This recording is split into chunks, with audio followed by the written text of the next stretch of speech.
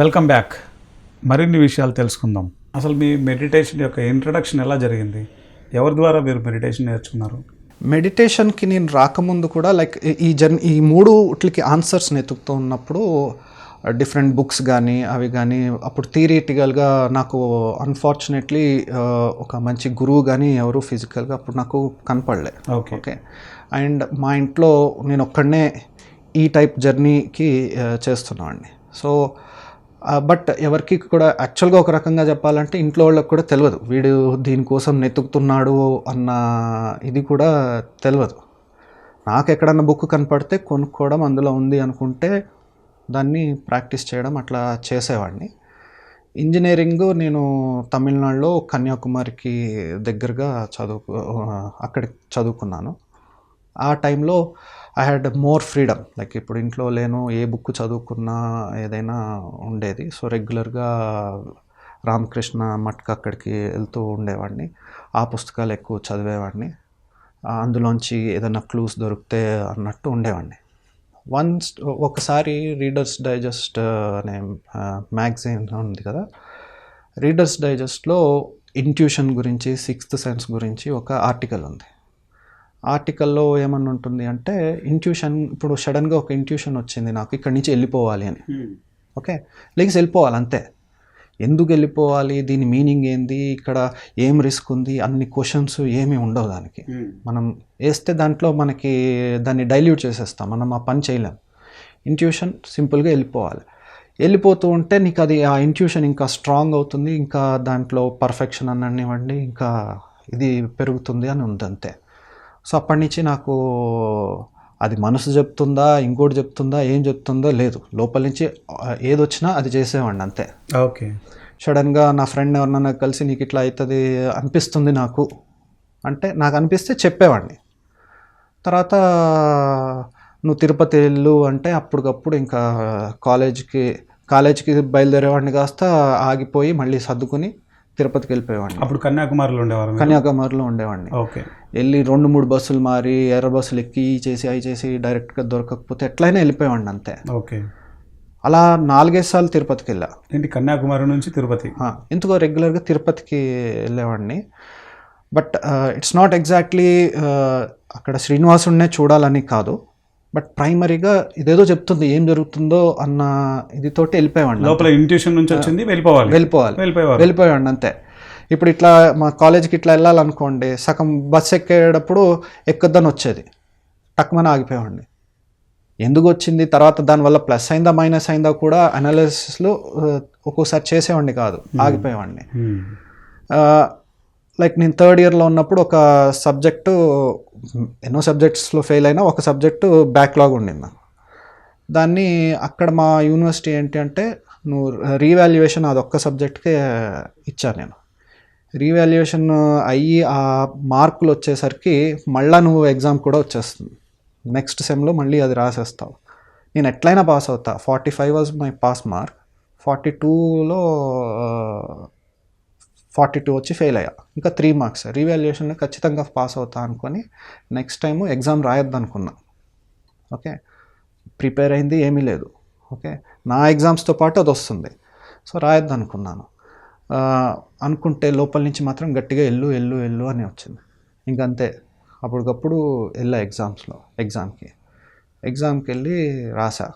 చెప్పకూడదు కానీ అక్కడ ఫ్రీగా వదిలేశారు, కాపీ కొట్టుకోమని, ఇది అది whatever way I passed. That's right or wrong ఇప్పుడు కాదు కానీ I went there, I heard, నేను నా మాట, నా లోపల నుంచి వచ్చిన దాన్ని మాట విన్నా, వెళ్ళా, ఎగ్జామ్ రాసా. రీవాల్యుయేషన్ రిజల్ట్ వచ్చింది, 44 తోటి ఫెయిల్ అయ్యా. ఓకే. తిరిగి రాసిన దాంట్లో 71 వచ్చి పాస్ అయ్యా. Okay. So it was a strange world for me. కానీ ఇంకా అది స్ట్రాంగ్ అవుతూ వచ్చింది. I had many experiences like that. But the next biggest turning point నాకు మెడిటేషన్కి, అప్పుడు కూడా మెడిటేషన్ అయ్యి ట్రై చేశా కానీ సంహౌ అవ్వలే. ట్రాన్సెండెంటల్ మెడిటేషన్కి వెళ్ళా. నేను ఉంటున్న ప్లేస్కి అది చాలా దూరంగా ఉండేది. సో సంహౌ అది అవ్వలేదు, ఫర్ వాట్ ఎవర్ రీజన్స్ అవ్వలేదు. మేము నా ఇంజనీరింగ్ అయిపోయింది. నేను మా మదర్తో పాటు హైదరాబాద్లో ఉన్నాను. మా ఫాదర్ వేరే చోట ట్రాన్స్ఫర్ అయితే ఆయన వేరే కొచ్చిన్లో ఉండేవారు. మీ పేరెంట్స్ పేర్లు ఏంటి? మా ఫాదర్ పేరు అజయ్ కుమార్, మా మదర్ పేరు లలిత. ఓకే. ఓకే. ఎంతమంది మీరు పిల్లలు? 2 siblings. నాకు ఒక అన్నయ్య ఉన్నాడు. ఓకే.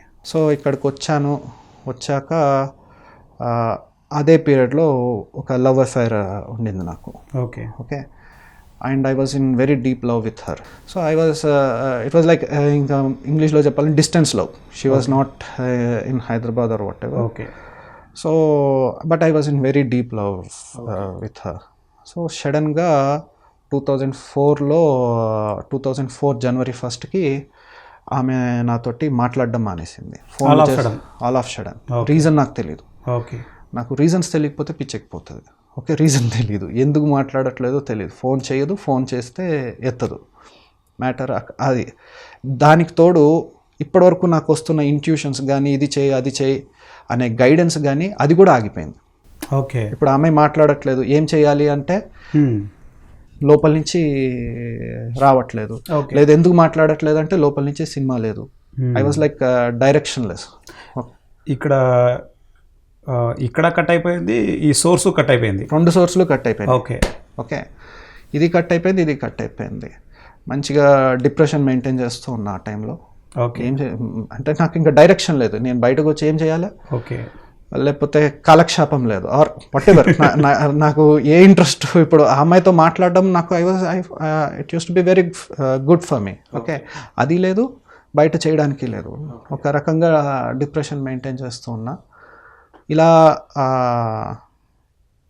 కొంతకాలం నడిచాక ఒక టైంలో I spoke to her father in the mid of December 2004. మాట్లాడితే కంప్లీట్గా పిక్చరే మారిపోయింది. నేను ఎప్పుడు వాడిని అలా చూడలేదు, ఇది అది అని. సో వాట్ ఎవర్ ఆ సబ్జెక్ట్ మీద నేను వెళ్ళదలుచుకోలేదు, కానీ ఐ వాజ్ డీప్లీ హర్ట్. ఇంక ఇది అదే టైంకి సమ్వేర్ అక్టోబర్ 2004లో దసరా నవరాత్రుల టైంలో మా ఇంటికి జస్ట్ ఒక 3-4 ఇళ్ళు దూరంలో పిరమిడ్ మెడిటేషన్ క్లాసెస్ నడుస్తున్నాయి. దసరా నవరాత్రుల ధ్యానం అని మార్నింగ్ ఉండేది, నవరాత్రులు కాబట్టి నైట్స్ ఉండేవి. మా మదర్ వెళ్ళేవారు, బట్ నాకు ఇక్కడ ఇన్నర్గా వెళ్ళాలి అన్న మెసేజ్ రాలే. మా మదర్ వెళ్ళేవారు, మా కజిన్ ఒక అమ్మాయి వెళ్ళేది, మా అమ్మమ్మ శ్రీనగర్ కాలనీలో మా పిన్ని ఇంట్లో ఉంటే తనని తీసుకొచ్చి కొన్నిసార్లు మెడిటేషన్ క్లాస్కి దింపేవాడిని, కానీ నేను వెళ్ళేవాడిని కాదు. ఓకే. ఇలా ఒక 20-25 డేస్ దసరాకు ముందు నుంచి వాళ్ళు వెళ్ళడం మొదలెట్టారు. దసరా వచ్చింది, నైట్స్ కూడా వెళ్ళడం మొదలెట్టారు. చెప్పేవారు రా రా రా రా అని. ఎందుకో నాకు ఐ వాజ్ నాట్ ఫీలింగ్ మోటివేటెడ్గా అనిపించలేదు. ఆల్రెడీ డిప్రెషన్లో ఉన్నారు కాబట్టి డిప్రెషన్ మెయింటైన్ చేస్తుంది. Okay. Okay. So I don't go for it. నాకు ఇష్టం ఉన్నా నేను వెళ్ళలే. ఓకే. సడన్గా ఒకరోజు వీళ్ళు దసరా అప్పుడు నైట్ మెడిటేషన్కి వెళ్ళారు.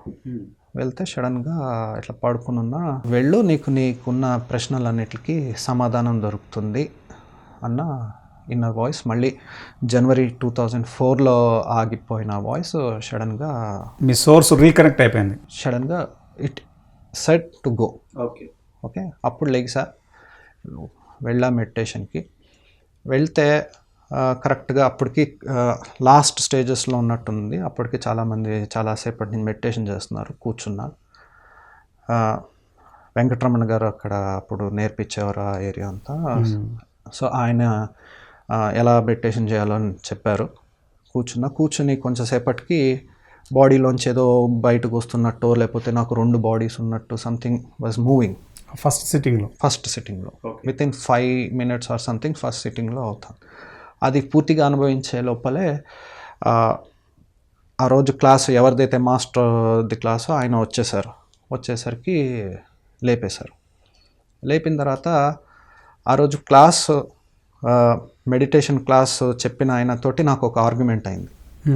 ఆయన వెజిటేరియనిజం గురించి వాటి గురించి ఎక్స్ప్లెయిన్ చేస్తున్నారు. సో